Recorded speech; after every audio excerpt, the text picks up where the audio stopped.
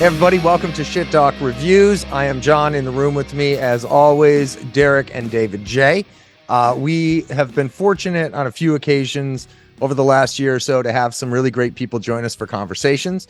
And today we are fortunate enough to have not one, but two additional folks jump in into the Shit Talk melee with us. So do me a favor, fellas, put your Shit Talk rock horns up for Mr. Johnny Kelly and Mr. Dan Lorenzo from Patriarchs In Black. Welcome. Thanks so much for joining us, guys. It's great to have you. What's up, guys? Be back. Great, guys. Welcome. Great stuff. Thank you for having us. Yeah, it's good to see you. So Our you pleasure. guys have a new album coming out with Patriarchs In Black called Visioning, and came out fast. I feel like we just were talking to Dan about the last record. So tell us a little bit about how this came together. I'm not going to lie. I wasn't sure what record we were talking about. Oh, really? Well, you're the jack of all trades, Johnny. You're, my God, you have hands in a lot of cookie jars, my friend. It does get confusing, and especially with working with Dan, because Dan works really fast, and I'm not used to anything moving quickly in my world. And so, like, now that we're starting to do press, like, to promote the new record, it feels like, like the last record just came out a few months ago, and we're already working on promoting another one. And I literally am getting confused on what record we're promoting, which one we're going to talk about. Well, I was hoping at some point, I was hoping we could get into your work with Lionel Richie at some point. I'd be sad.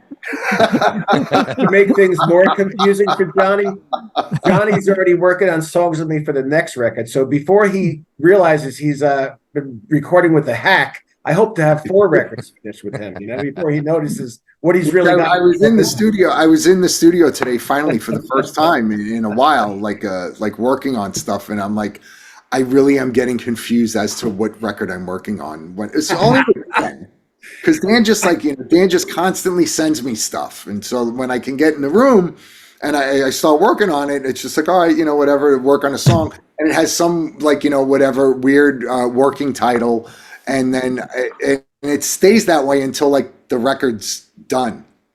Or like it's mixed and mastered, and then it'll have an actual title to it or something. Does he nag you to get it done, or nothing like that? Yeah, no? he could be a pain in the ass sometimes. Not lately. No, not lately, but he can be. Yeah, like today I was working on a song titled Robert, and I'm pretty certain it's not going to be called Robert when it's done. Nope. No, That's the standard flow though for you, right? So then the mixes will start coming in, like the other players will get involved and stuff, and it'll be like, what song is this? And then it'll be like, oh, that's Robert, and I'll be like, oh, okay, that's. Well, how did this come together so quickly? Like, how many of these songs were already done when we last talked, Dan? None of them. Wow. So you just roll out of bed and just, ejaculate riffs is what it seems like. That's a really unique way of putting it. Yeah. Yeah. Do you really want to touch that question, Dan? Yeah, somehow it's reversing, because the older I get, my ejaculations of riffs is increasing. Actual ejaculations may be decreasing. Is this a Cialis commercial? They're actually a new sponsor, so Yeah. Good talk, brought to you by Hims. Yeah. It is really bizarre that it's getting easier and easier, because I was just telling somebody today when I was working on the second Hades record, how you have your whole album, you have your whole life, whatever age you are to write your first record. And then the second one's like, oh my God, we got to do this again. But as I get older, it just gets easier and easier, because, back when I was writing in the 80s, I had no way. I'd write a riff and I'd have to keep playing it over and over so I remember it, where now I just go upstairs, and if I play guitar for 20 minutes and I write one riff or 2 riffs I like, I put it on my phone. I don't think about it. The next day I wake up, if I like it, I expand upon it. Well, technology has got to be, one of the things that makes this whole thing possible, with you guys being in different parts of the country. Back in the days, as everybody had to be in the same room at the same time. And the writing process, I'm sure, was a little different. Whereas now you can kick ideas back and forth from, between here and Timbuktu, no problem. Well, that's to me, that's part of the intriguing challenge of it. Like Dan just sends me, he'll just send me, like a scratch guitar to whatever, and he'll tell me whatever. The engineer would be like, all right, whatever. This is 180 BPMs, and then I just start putting drums to it, not really knowing what's going to be a verse, what's going to be a chorus, or whatever, and so a lot of the times I take liberty with it and be like, all right, this will probably be the verse, this will be the intro, whatever, chorus, and then if there's a key change or something, and then there'll be areas where Dan and I will we will come into disagreements on where I think it needs a guitar solo, and Dan's not very big on guitar solos, and I'd be like, no, it needs a guitar solo. That didn't happen. It's more, and then he'll put something to it, and I'll be like, you see how well that worked. it's more of a testament, though, to you two guys as true musicians, because Dan just said it perfect. He could sit upstairs for 20 minutes with all this technology and just boom, bang things out. But when you guys were growing up and getting into this, Dan had to sit by a radio on a cassette and stop every 30 seconds to learn a song on guitar, where you had to do the same thing, John. Today it's so much different. And there's a reason why there's such demand for you guys and your type of music and what you're doing, because it's as the Italians would say in Jersey, you guys will appreciate it. It's a fugazi. It doesn't mean anything. Everything is just computerized now. There's no true muscle to it anymore. I still view myself as kind of like an old school person. I am somewhat computer savvy. I wouldn't say that I'm going to join the IT team anytime soon, but during the pandemic, I took the opportunity to get into recording live drums. And, for years I was doing stuff with MIDI, even going back to, the typo records and stuff. And I was for years I was doing MIDI stuff at home. And even the technology that's come about, say in the last 10, 15 years, you can get absolutely killer drum sounds. And I'll get it. I'll be working on this stuff and getting things that I want while I'm watching South Park. Mm-hmm. Instead of being instead of making studio time and going into a facility and working with stuff, or what we used to do, working on the typo records was Josh had everything set up at his house, and I'd have to go to his house and work on it and work on it in his room, instead of being able to just take stuff, like what I've been doing for years, work on a song from home and then just, email it. The quality of the technology has gotten so much better and so much more advanced, but at the same time, so much more simpler, where I literally work on a laptop all day. Yeah. Well, here's a question for both of you guys, having recorded and written in both of those realms. Do you have a preference for one over the other? Do you romanticize the days when it was, everybody get on the horn, make sure you're in the same room together for writing sessions, or where do you stand on it? Yes and no. I like having the ability to sit there and go through stuff at my own leisure, to be able to sit there and work and try out different things, try different patterns, try a different approach to the song, and then be able to present it to Dan, or for instance, and then he could say, yeah, this is cool, or whatever, I'm not feeling it. What about trying something like this? And I could just take that and then, go into my room and just work on changing around that pattern or whatever, changing around that part of the song, and then presenting something else. Yeah. What about you, Dan?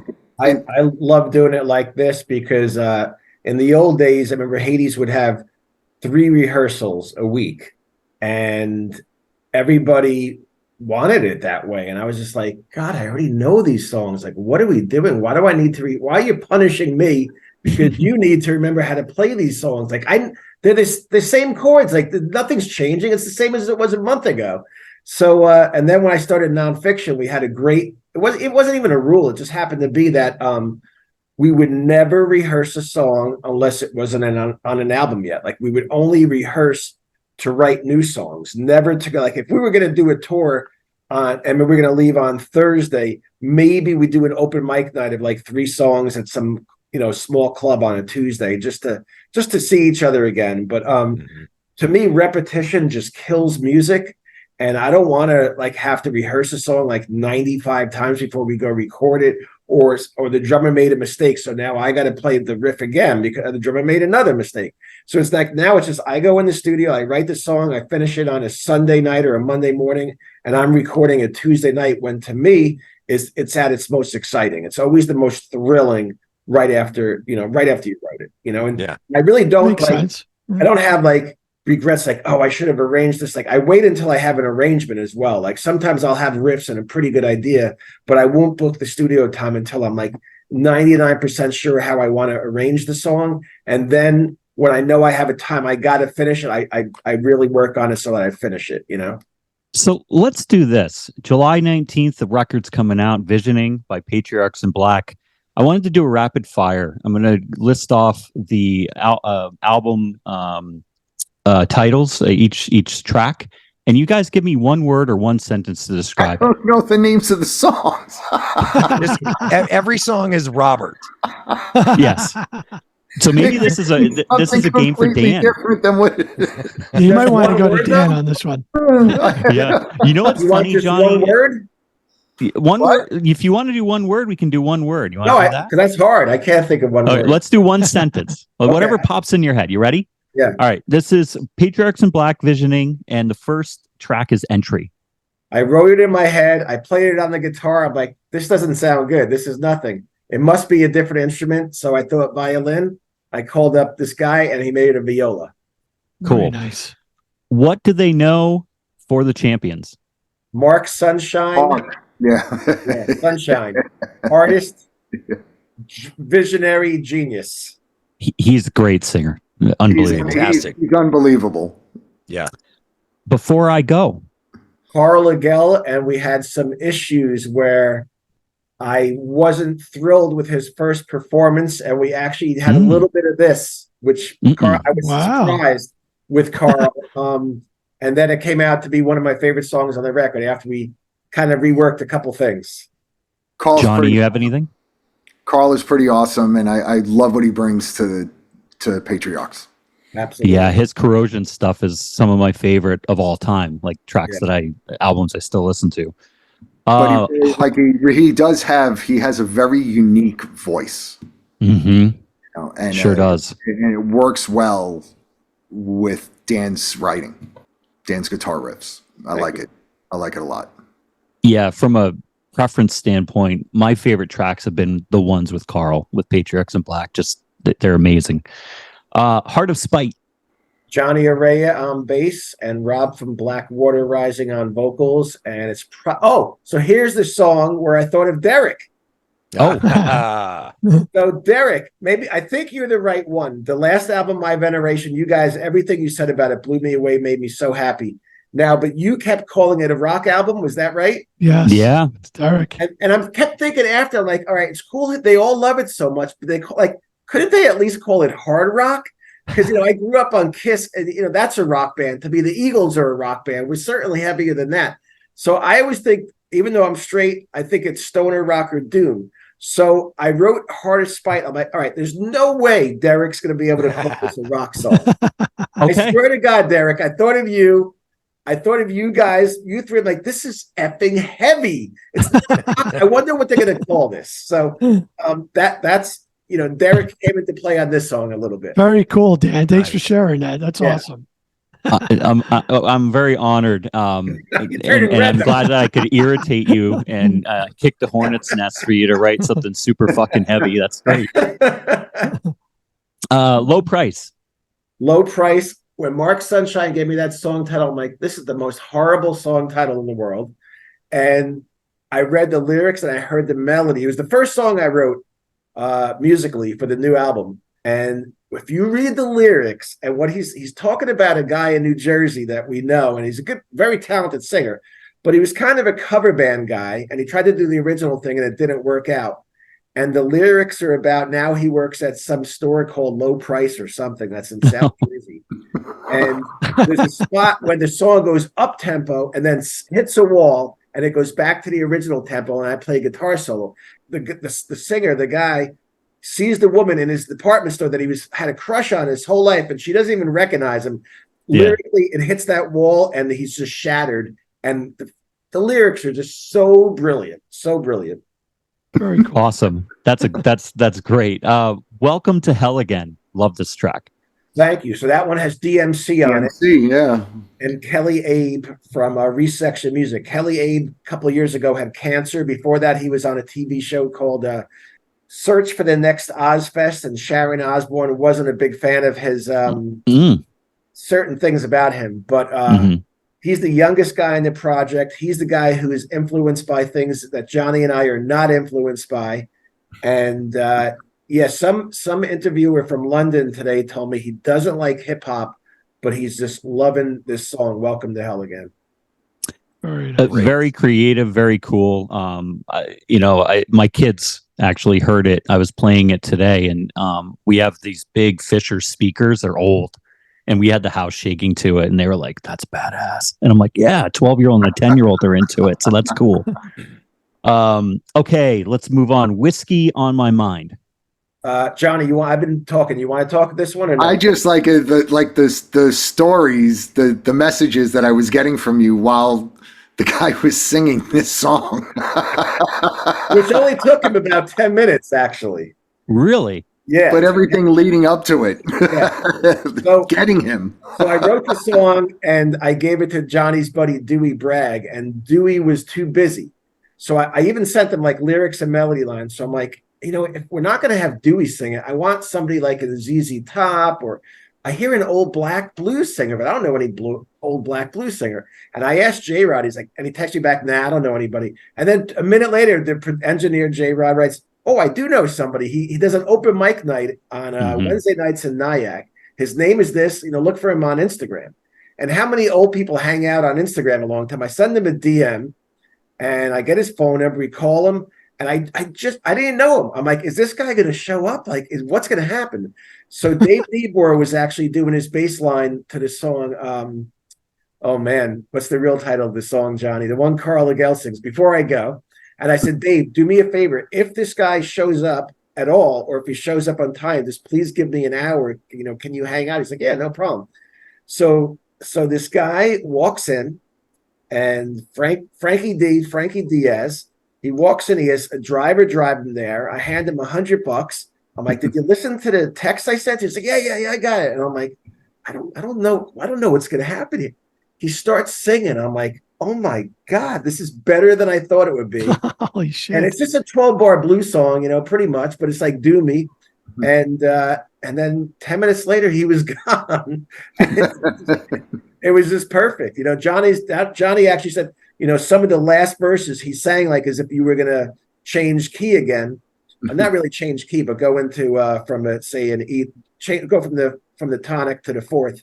And I deleted some of his vocals for that part and added some guitar solos. And that song is going to surprise a lot of people. And that's a long story. It's way more than a word or a sentence.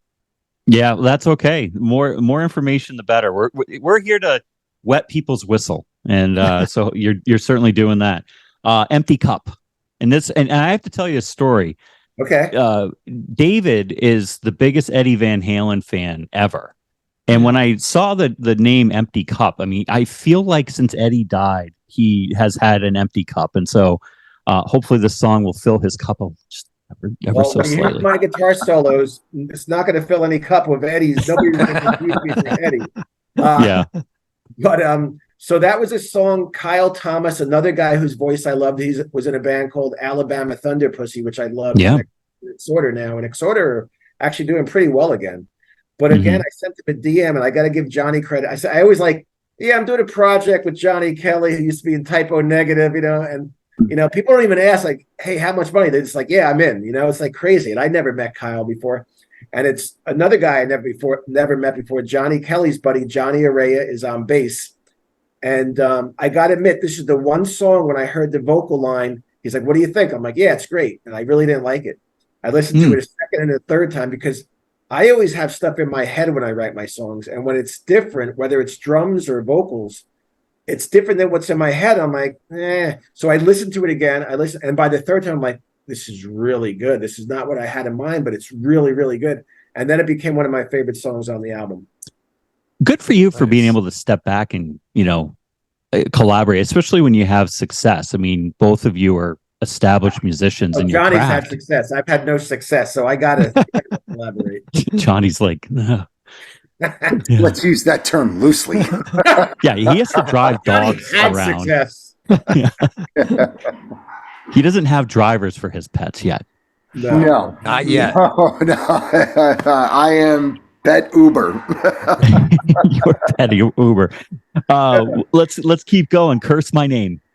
That is a song. That's the one song on the album that we gave to somebody else. We didn't love what they did to it. And then I originally didn't want anybody from my past singing on these records, but we broke that rule. We used Jason McMaster from Dangerous Toys and Broken Teeth. And Jason's actually in more bands than Johnny, like a lot more bands. I didn't think that was possible. Yeah, no, he really is. He gives me the list. I'm like, this has got to be a joke, But I mean, time's up. What was that? I got a text message from 7-Eleven. So yeah, that was Jason McMaster on vocals.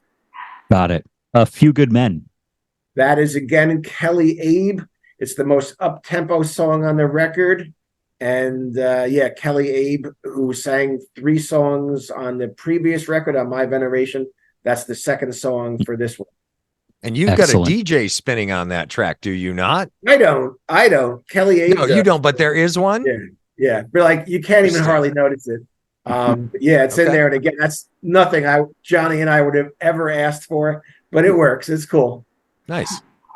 So Johnny, when you were back in Typo Negative, did you ever think that you'd ever be in a band with a DJ playing? Honestly, no. Danzig, maybe? No Danzig? Oh, not Danzig. Definitely not Danzig. No. All right, Birth.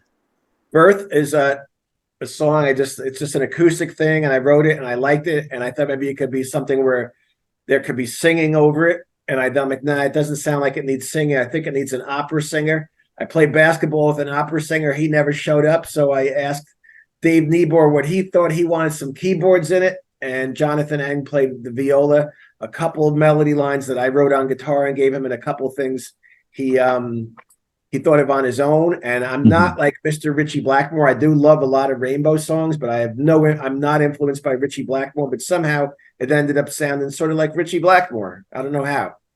Well, that sounds great. And the last one's Visioning. Big one. That's a big one. The title track with the lyric, when I first discovered the word visioning, I've since realized and found out there's multiple meanings to the word visioning.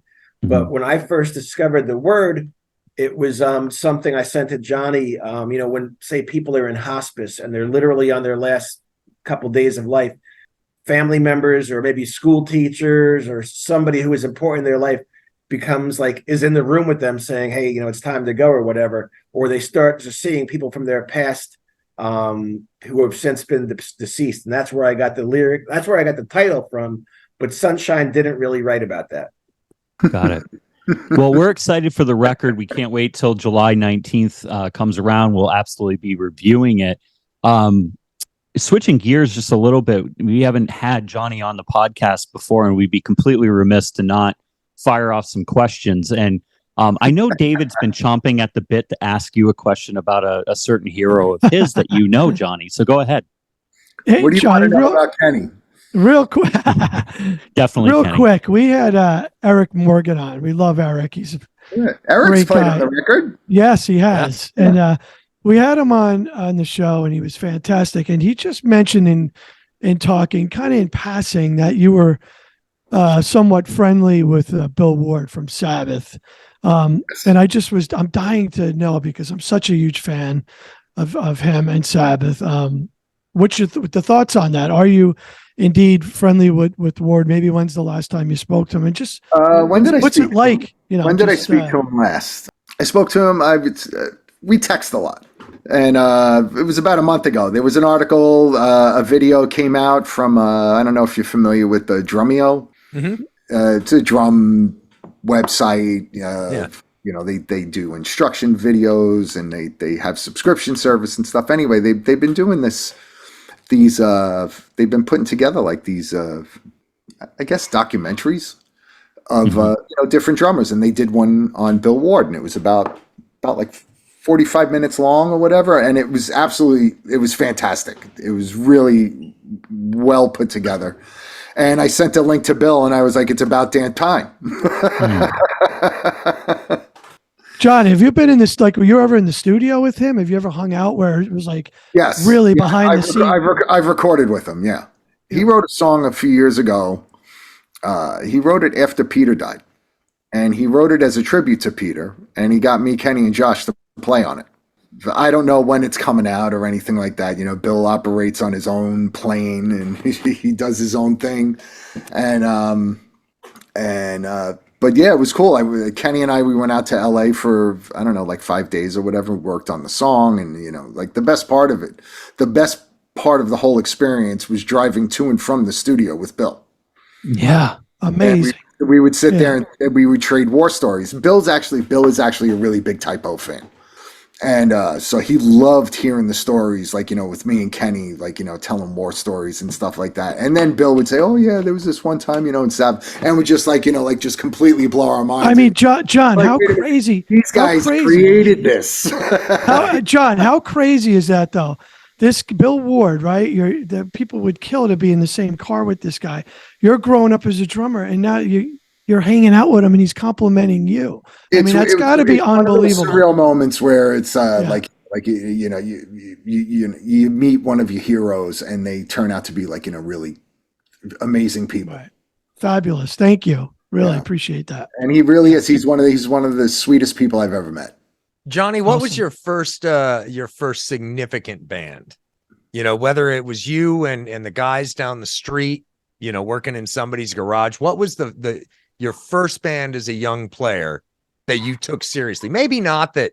Well, I went out and toured or anything. I mean, I guess like when I first started taking stuff seriously was like when I met Kenny as a teenager.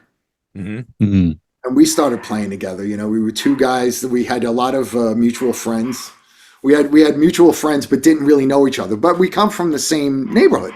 Yeah.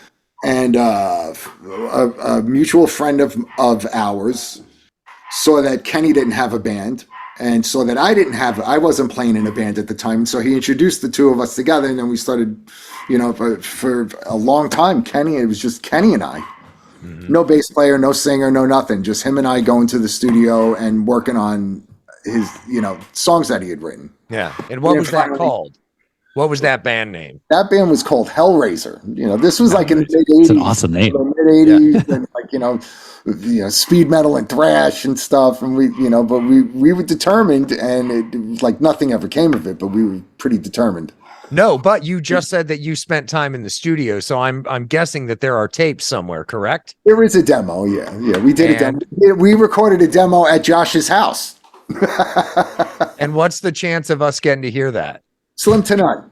Yeah. You can't blame me for asking, right? So I have a lovely transition. I am. You're still with. Yes. Yeah. You're still with Kenny. You've been in the studio with Kirk Winstein and Todd Strange of Crowbar. Tell us a little bit about that. Is there anything you can reveal on that record? The thing to me was like what the end result became caught me completely by surprise. Really? Yeah. How so?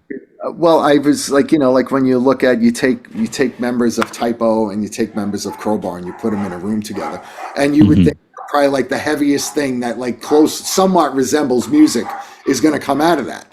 Mm-hmm.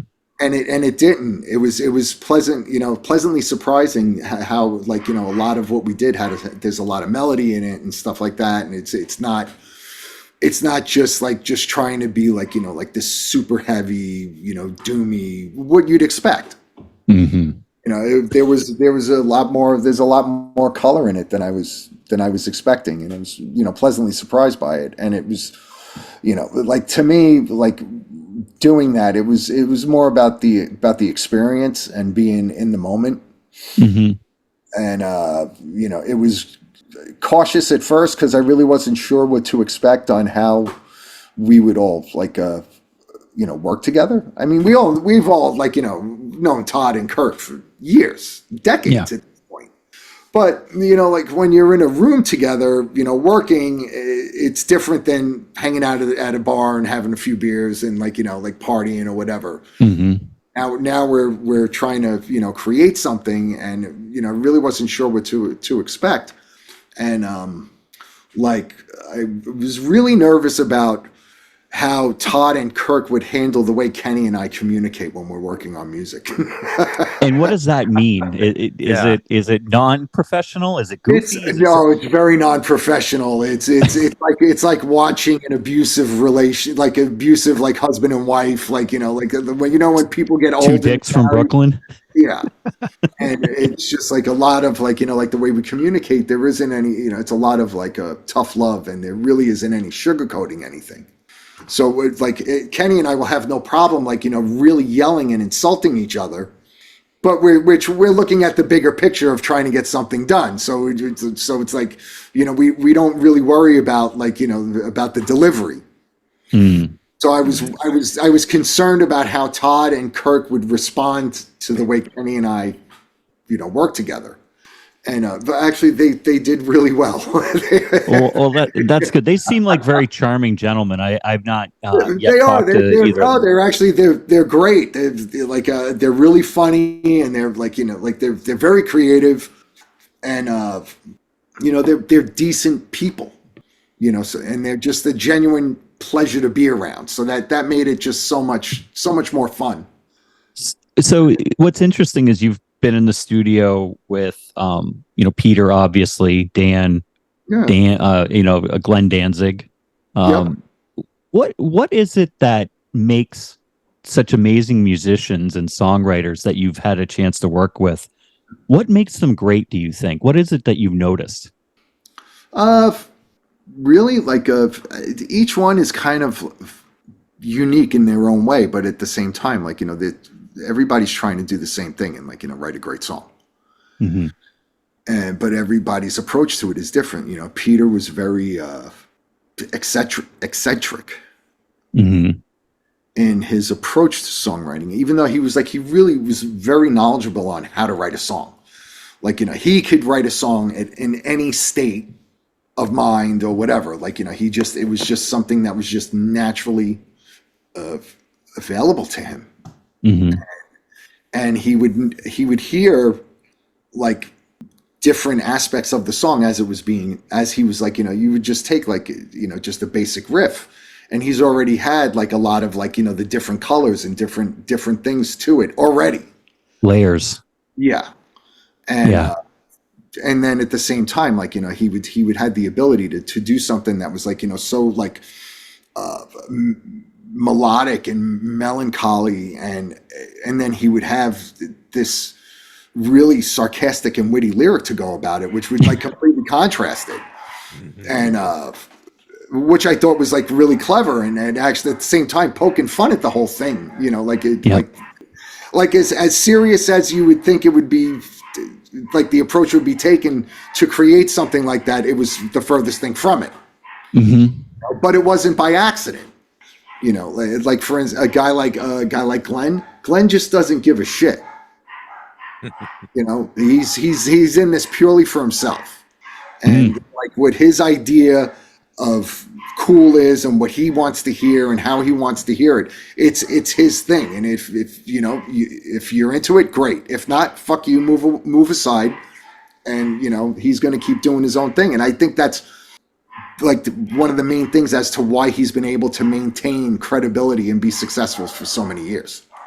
Yeah, vision. And what would you say about Dan? I mean, he certainly has his Dan vision for these is songs. the fastest worker, the fastest.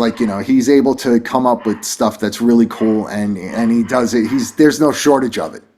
I've since Dan and I have worked together, I haven't yet come across a conversation where he's like, I have writer's block. The riff machine. Really, he's an animal. A guy like Mark Zavon is like that in Kill Devil Hill. Mm-hmm. The thing Yep. with Dan is, and I've only known Dan a short time, just from what I know of Dan and follow him on social media. Like he's not here. Dan's the real deal. I mean, he's a fucking really good musician, and but he seems like Dan seems like a really good guy too, like a kind of guy you really want to be friends with. Dan, care to He would comment? have your back. Dan is solid people. Yeah, I could tell. But Yeah. I'm not a good musician, and I a few months No, ago. that's not true. It's not true. You sell yourself short. You should be doing more guitar solos. All right, but There you go. So what I think of a good musician, like, I mean, you guys don't realize how little I play guitar over the course of a year. I mean, it can be as little as an hour and a half a week, and out of that hour and a half, an hour and 15 minutes of it, I'm in the recording studio because I spend 15 minutes writing a song, but it's always like embarrassing to me. Like a few months ago, I went on stage with Bobby Blitz's All Stars, and it's Jay Blitz from Overkill singing, JD, who graduated Berkeley from Black Label Society on bass, Chris Caffery, who plays in Trans-Siberian Orchestra, and then there's me. And it's like so embarrassing. And the first song we started was Highway to Hell. And I remember I was short. We had 3 guitar players on stage. I'm like, somebody else is going to start it. And everybody's like, look at me like, you start. I'm like, why would I start this song? Like, it was so funny because I have no confidence in my playing when I'm next to what I consider to be real musicians. But I can just do what I do very well. Like, say if Johnny and I were going to play. I've had a whole career of that. Being the weakest link in the room. Being the weakest link in the chain. Maybe that's why we work well together. But it actually like really hurts from here to here whenever I play guitar for even 5 minutes. It hurts really bad. But so I have to write songs that are within my playing capability. And I've told Johnny, even if I'm the worst musician in the room, like if Johnny and I were going to play Kiss Alive right now, I might play something sloppily, but I know how the songs go. Like once I play a song, I know how to play it forever. Like I'm not going to forget the changes. You know what I mean? So that's like Dan. Hey Dan, are your wheels always turning? No, be honest. Like, are they when you lay in bed at night? Are you just constantly thinking of riffs and thinking you are right? Yeah, so bad, man. Like I told, not last night, the night before. I'm working with DMC a lot lately, and I'm writing stuff for him. And I sent him this new idea, and he loves it, And literally, it's pathetic. I woke up at 2 a.m. and the new song went on an endless loop in my head from 2 a.m. till 5 a.m. And I literally can't turn it off, and it fucking sucks because I have a day job, And it's a problem. Yeah, it's interesting. Yeah. Well, we appreciate your time. Before we let you guys go, I have, and Johnny knows, typo negative. Peter's still alive in the digital world. I mean, I can't turn on social media and not see his face, not hear him. What's coming down the pipe for Typo? I know you had alluded to the fact that you'd love to be able to have a woman sing or get these songs out in some capacity. Is that still something you love to do? That's like, that isn't something that's actively being pursued or anything, like that stuff comes up in like conversation, and it would be like, like I think like the expected thing would be to like, like if there was to be any kind of like, tribute show or something like that, it'd be like, all right, we're going to find a guy 7 feet tall with long black hair and fangs. And it would be so typical, and it really would be, like a Vegas, like tribute show. Right. And I had to ask.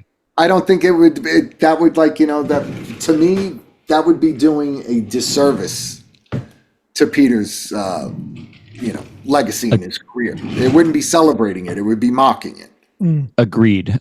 It's a tough thing, and there's some people that are out there throughout the world that know my time helping Sal with A Pale Horse Named Death, and so they reach out. They're like, "Oh, what are they doing? I don't fucking know. I don't think anything." But that was what people wanted to know: are these songs ever going to be able to be played?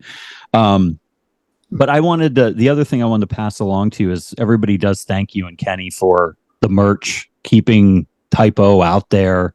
Hopefully you guys will continue to do that because they appreciate it. I appreciate it as a fan. It's been cool. Like, like some of the stuff has been like, been like, like when it comes through, like, our merch deal is with Warner. Yeah. And so then they we'll get the emails from our manager and be like, hey, here's some of the ideas that they came up with and stuff. And, sometimes the stuff is cool and sometimes well, what the hell is this? Yeah. Yeah. What was it?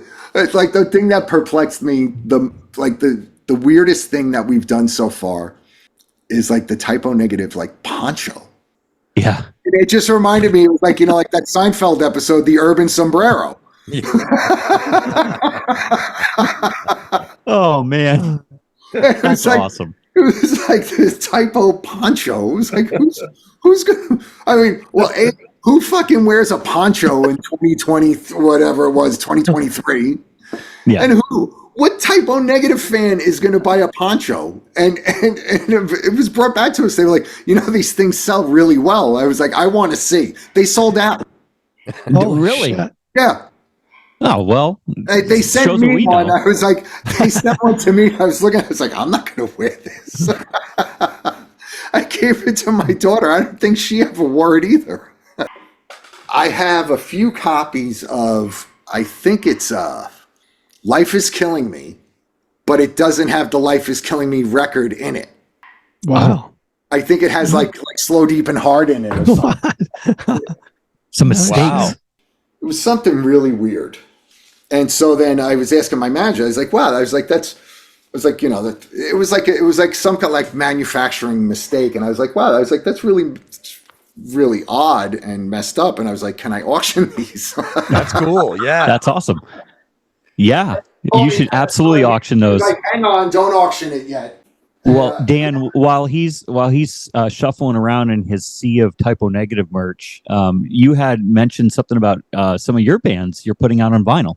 Yeah, just a lot of the Hades and the nonfiction that came out on vinyl 30, 35, 40 years ago or never before. Like there's even a Hades album called The Lost Fox Studio Sessions, which isn't a great recording at all. It's us literally live in the studio. It's coming out on vinyl in a couple months. And we've got some T-shirt deals for Hades and nonfiction. But really, my heart right now is on Patriarchs in Black. That's we got these too. Vinyl and CD comes out July 19th of the new album. Very cool. Johnny, I bought one of those and I love it. This out? Yeah. I got it in the mail just recently. Yeah. And it's suspended in dusk. It has suspended in dusk. It's a digipack. Like the digipack version of the record. So it has suspended in dusk on it. And it doesn't have Kill All the White People and We Hate Everyone. Yep. Right? Yep. Okay. That's correct. And it's in I've really had no idea it was a picture disc until I just opened the box. Dan, you just mentioned you've got some of your old stuff coming out again. And that takes me to a couple of covers that you guys recently posted up that have hit all the streaming platforms. Destroyer and God of Thunder that you did, which are both great, by the way. Love Fantastic. And I was listening to God of Thunder earlier today, and it got me thinking, like, your version of it is so much heavier, and it's got, the balls are so much bigger than the original recording. And I'm one of those guys, and I'm plenty of people would fault me for this. Like, I would rather watch a new modern movie. Why? Because it's got modern production techniques and it's slicker and it's, everything's a little cleaner and just better. Right. Can't say that about the Godzilla movies. Sorry. Which is fair, Yeah, which is fair. true. And that leads to my question. Yeah. Like, where do you guys stand on, like, obviously the original version of God of Thunder in and of itself is great because it's the original, right? There's nothing wrong with it necessarily, but then you guys dropped this version of it that shows how it maybe could have been recorded the first time with some real ass to it and some real teeth. Like, where do you guys sit on that scale? Do you lean towards don't mess too much with the vintage, with the original, or vacillate a little bit towards, like, do you prefer the new stuff because of modern tech and what you can do with it now? Well, if I could answer this, Johnny, one thing I admire about like Pete Steele is when he covered Cinnamon Girl. Nonfiction was covering Cinnamon Girl at rehearsal, and it sounded just like the Neil Young version, only a little bit heavier and tuned down. Which is, I've never had a vision for taking a cover song and making it so much heavier. It just, or making it completely different, I should say. Right. Just a little bit heavier because of the modern recording techniques. But Johnny had an idea that we're working on it right now, actually. Well, it's a Peter Gabriel song, right, Johnny? Yeah. Ooh. Yeah. Do tell. So that, because that song wasn't heavy to begin with, I actually did something that reminded me a little bit of Typo Negative, I thought, the guitar playing. It was Johnny's idea to do the song and do it a little slower. But actually, and Johnny had the idea for Friends from Led Zeppelin to slow it down a lot. And Great song. Great. Great song. Yeah, it was a cool, pretty cool version that we did with it, and with Militia singing on it. She crushed it. God of Thunder. Yeah. You know, like if without those bands, like, you know, like laying down the groundwork for that kind of, you know, doing what they were doing back then, there is nothing that we're doing. Agreed.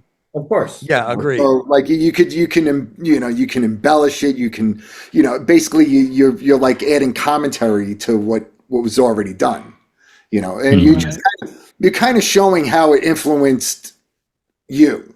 Yeah. Mm-hmm. You know, not like I've never been one to like want to recreate exactly, you know, note for note, you know, like every little iota, like, you know, to recreate the song.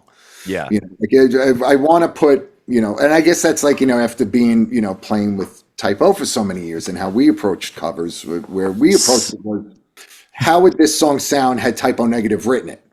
Summer Breeze is a prime any of the example covers that we did, like, you know, if it sounded too much like the original, it usually got scrapped. You know, like if we were doing something like, you know, whatever, because we were always playing covers.